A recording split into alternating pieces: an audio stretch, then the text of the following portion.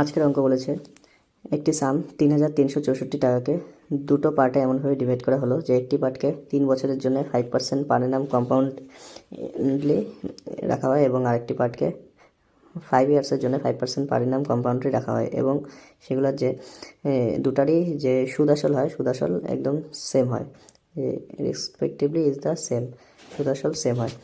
তো বলা হয়েছে the difference between two parts, দুটা পার্টের মধ্যে ডিফারেন্স কত। তো আমরা দুটা পার্টকে একটাকে পার্ট এ ধরে নেব, একটাকে পার্ট বি ধরে নেব এবং যেহেতু থ্রি ইয়ার্স আর 5 ইয়ার্স বলেছে তো এর দুটার মধ্যে ডিফারেন্স কত, 2 ইয়ার্সের ডিফারেন্স।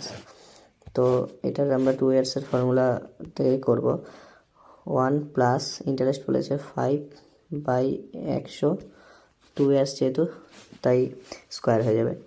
তো এটা করলে হয়ে যাবে 105/100 তার স্কোয়ার, কাটলে উপরে হয়ে যাবে 21, নিচে হয়ে যাবে 20। তো এখান থেকে 21-এর স্কোয়ার হচ্ছে 441 এবং 20-র স্কোয়ার হচ্ছে 400। তো এর ভ্যালু আসলো 441, বির ভ্যালু আসলো 400। দুটা পার্ট আমরা বের করে দিলাম, এ আর বি। 441 আর বি হচ্ছে 400, 400টা 5 বছরের জন্য এবং 441 3 বছরের জন্য।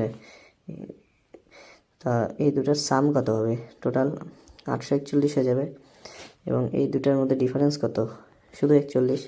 এই 841-ই তো ভ্যালু এখানে বলেছে, টোটাল সাম 3364। তো 841 থেকে 3364 কীভাবে আসে, ইন্টু যদি 4 করে দিই তাহলে 3364 পাবো। তাহলে 41-এর সাথেও যদি আমরা ইন্টু 4 করে দিই তাহলে কত পাচ্ছি, 164 টাকা। তাহলে এটাই হয়ে যাবে এই দুটা সামের মধ্যে ডিফারেন্স।